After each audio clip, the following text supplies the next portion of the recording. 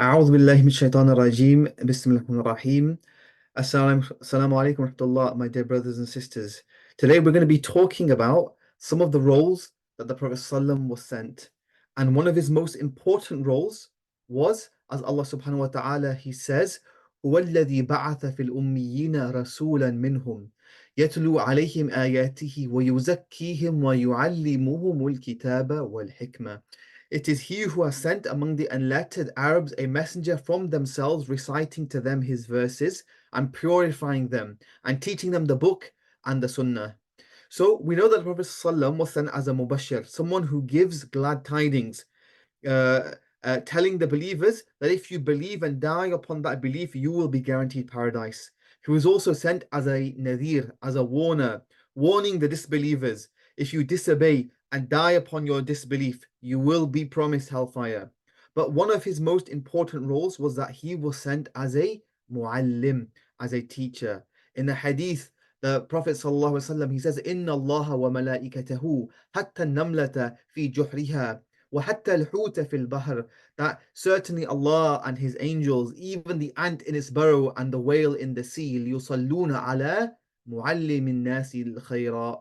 That they all send prayers of goodness upon the teacher of all mankind. The Prophet ﷺ, with his own words, clarifies his role and he says, إِنَّمَا بُعِثْتُ مُعَلِّمًا, that I was only sent as a teacher. So here we can see very clearly that the Prophet ﷺ had been given many roles as a Rasul, a messenger, someone who brings guidance and revelation and teaches that. Number two, as a Mubashir. Number three, as a Nadir.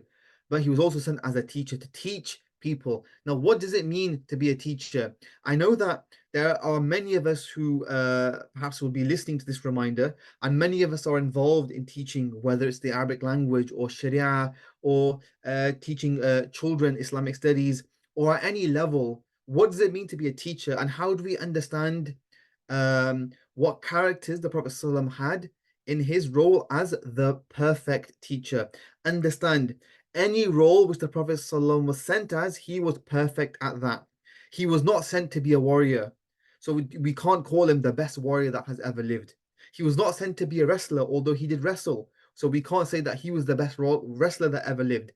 He was not sent to be as an expert in agriculture. So we can't say he was the best agriculturalist that ever lived. Although there are hadith where the Prophet ﷺ was asked, about planting, date palms or planting crops, and he gave an answer.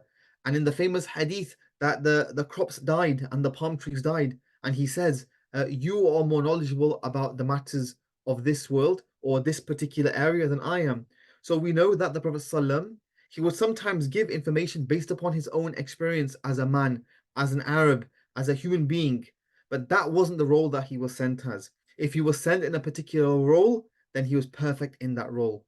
Any other roles he could have fulfilled as a merchant. He bought and sold things. That doesn't mean to say that he was the best buyer and seller and merchant. So we have to be very, very important that and very, very clear that if the Prophet ﷺ was sent in a specific role, he was perfect at that role.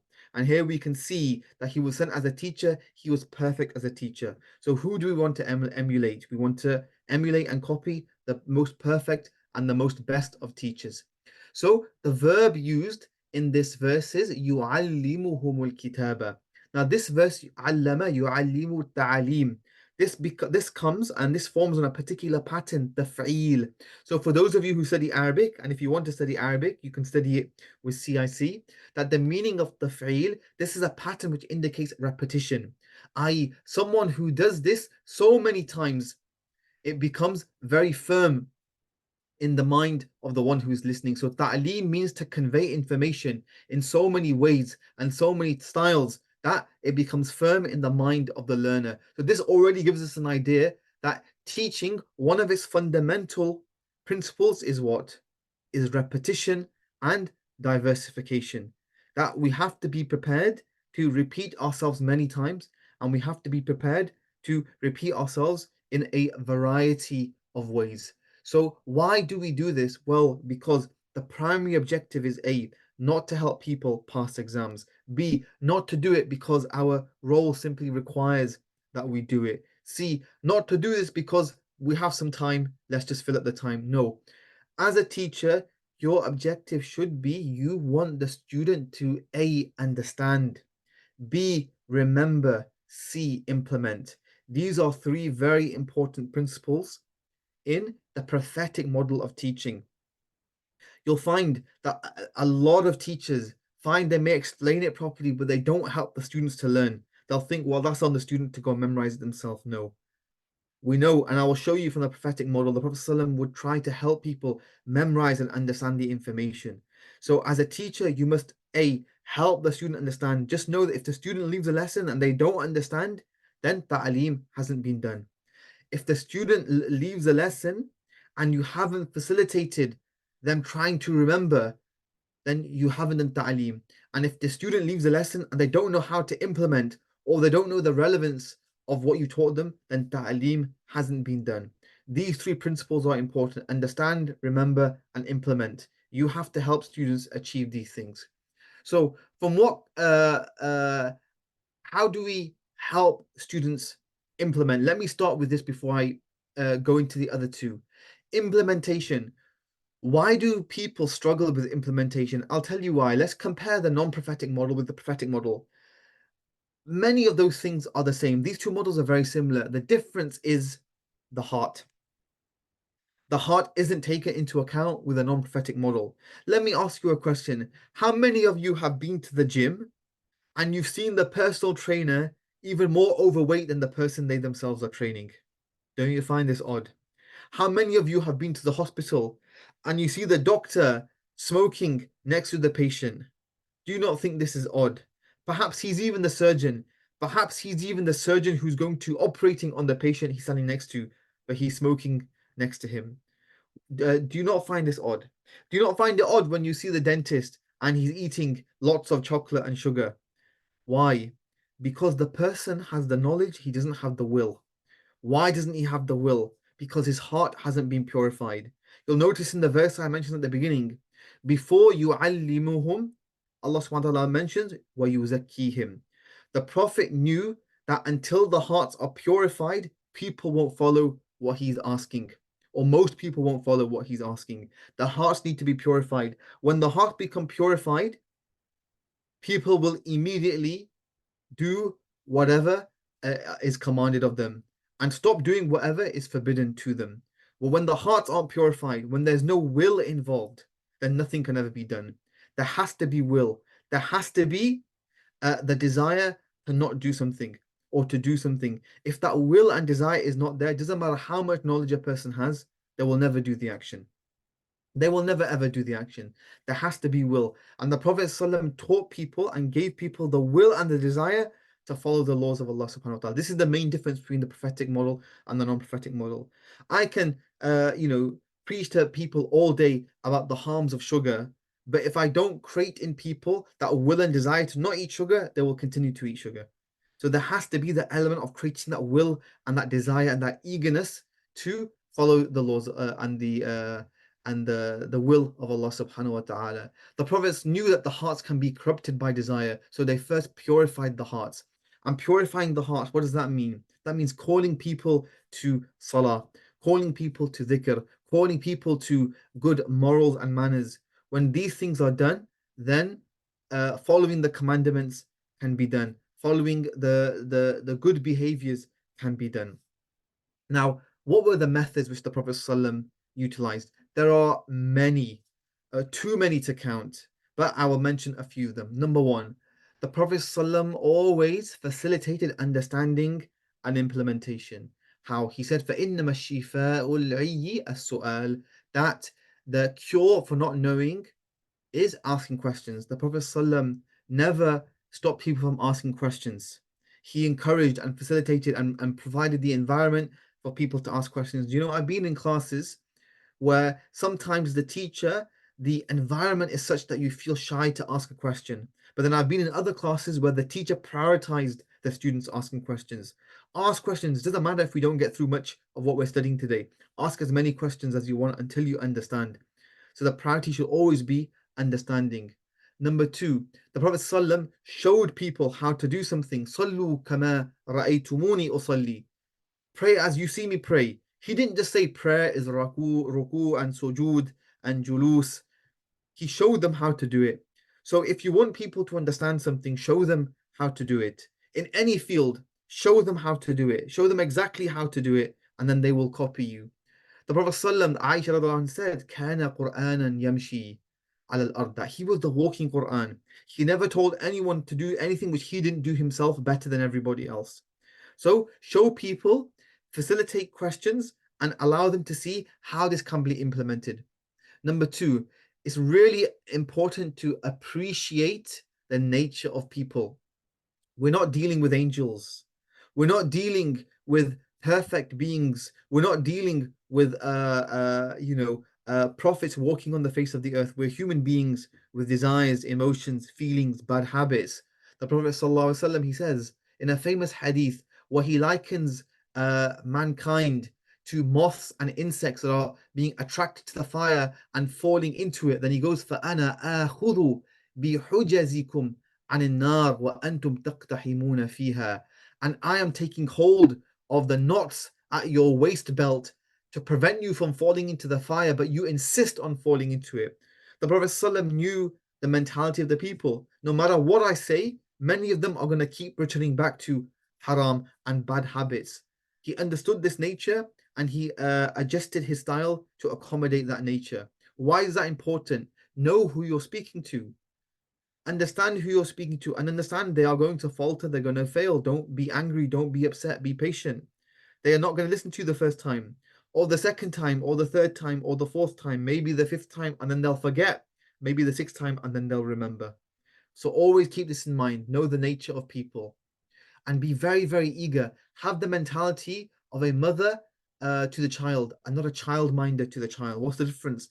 A child minder is doing a job. No matter how good a job they're doing, at the end of the day, when it hits 5, they're going to go home. But a mother is different.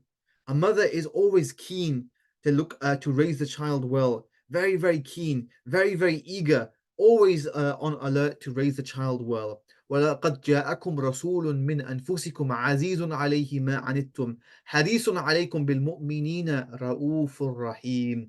That the messenger is concerned over you, and to the believers he's kind and he's merciful. So try to be kind, try to be merciful, try to be very, very eager to help people. This was the model of the Prophet. Remember, this is when we say the word teacher, we don't mean the word teacher in the technical term, the one who signs a contract, who is contracted between the hours of 8 and 3 to teach this material. Then after the bell goes, don't ask me any questions, I'm off home. This is not a teacher. A teacher is someone who cares for the students, is very, very happy when they succeed, and it pains them when they fail, and is very eager for them to develop. Number 3, be very, very eager to try to upskill and upgrade your students. Try to improve their character. So if you see a particular student has a bad temper, what can you do to help them improve that temper? We have this phrase in English: you don't create a rod for your own back. What does that mean? It means that you constantly have to deal with a student's bad temper, and then you do nothing about it. You're just making things worse for yourself. If you try to improve that student's character, then his character will become better, and it will make it easier for you to teach. And on a wider scale, you want to improve and upskill the ummah, improve at least your community or at least your family, make their character better. وكان صلى الله عليه وسلم أتم ما يكون تواضعا للمتعلم والسائل المستفيد والضعيف الفهم. The Prophet ﷺ was perfect in and the most humble in the one who wanted to learn and the questioner and those who were weak in understanding. He didn't get angry, he didn't get upset, was very, very humble with them in order for them to understand. So he wanted them to understand so that he could upskill and upgrade their character. Fourth thing is clear speech. Speak nicely and cleanly. And this takes a lot of practice. The Prophet ﷺ, he never used to speak without pauses. وكان يتكلم بكلام بين فصل. He would speak clearly, distinctly, with pauses. Aisha radiallahu anha says Rasulullah sallallahu alayhi wasallam ما كان يسرد كسردكم هذا, that he wouldn't speak quickly like the speaking that people do. He would speak slowly, clearly, taking pauses. يحفظه من جلس إليه, so that the people that were sitting with him could understand and memorize and learn what he was saying. So it's better that you think things through, speak less, so that people can understand. If you say 5 words, people can remember. If you say 10 words, people can't remember. So choose those 5 words carefully and wisely. They say communication is key in the classroom, and that successful teaching is generally considered to require only 50% knowledge, but 50% is communication skills. 50% is how you deliver that information, and the other 50% is what you deliver. And they also say that 55% of what people take is from the message, the body language of the message. 38% is the tone of the voice, and 7% is the message itself. So your body language, your style is vastly more important than what you're actually saying, in the sense that people will take more from the way you say it than what you actually say. You could be saying the most important thing in the world, but if you're speaking like this, very boring and monotonous and wooden, not moving, people will take very, very little. The Prophet ﷺ style was engaging, was clear, was easy to learn and easy to memorize. Do you not find it interesting that all of the surahs in the last juz extremely short? Why? Because they contain the most important messages. Surah Asr, Surah Kawthar, such Surah Ikhlas, 3, 4, 5 verses, very, very short, but they contain the most important points of the whole deen. Why? They're easy to remember. And one final point that I will end on, and there are so many things that I could say, so many things that I could say, but I will end on this final point that the Prophet ﷺ, he adopted a gradual approach. What does that mean? The Arabs or the ulama, they say, "Man dakhala fil ilmi kamilan kharaja minhu kamilan." He who enters into knowledge all at once, he's going to leave it all at once. You have to recognize that you have to introduce things bit by bit. Often it's not about what you teach, it's about what you don't teach. And this is a big problem with many, many teachers. They're very passionate about their knowledge. They're very eager to convey the information, but often they can overwhelm people and people don't understand. Keep things simple and build things up bit by bit, and don't build up step 2 until you have confirmed step 1.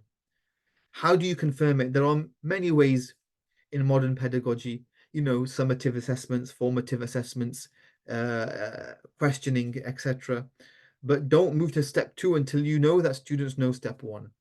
The Prophet ﷺ, in a hadith, كنا مع النبي, we were with the Prophet ﷺ, ونحن فتيان حزاورة, that we were young men at the age of maturity. فتعلمنا الإيمان قبل أن نتعلم القرآن. And we learnt Iman before we learnt the Quran. ثم تعلمنا القرآن. Then we learned the Quran. فازددنا به إيمان. And then we increased in our Iman. What does this show us? The Prophet ﷺ taught them Iman first, then taught them Quran. He taught them how to believe first before teaching them details and rules and awamir.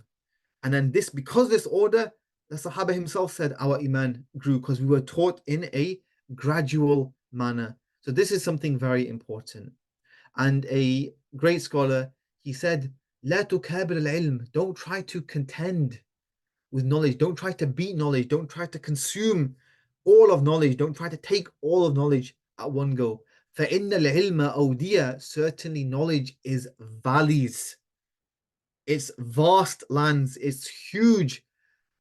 فأيها أخذت فيه قطع بك قبل أن تبلغه. Any of you who tries to take it, it will cut you. It will, sever you before you're able to reach it.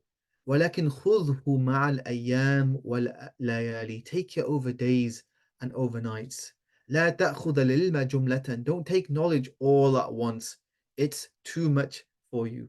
So my dear brothers and sisters, The prophetic teaching model is incredibly sophisticated and it's incredibly diverse.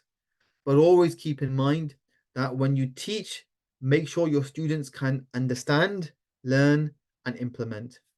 JazakAllah Khair. And at this point, I ask you to kindly please remember and support and contribute generously to Cambridge Islamic College during this blessed month and beyond. You can use the link provided in the video description for your generous donations. Your support will help students of knowledge at the college who aspire to become teachers, preachers, and representatives of Islam in their respective communities, both inside and outside the UK. JazakAllah Khair for listening and in advance for your donation. Assalamu alaikum wa rahmatullahi wa barakatuh.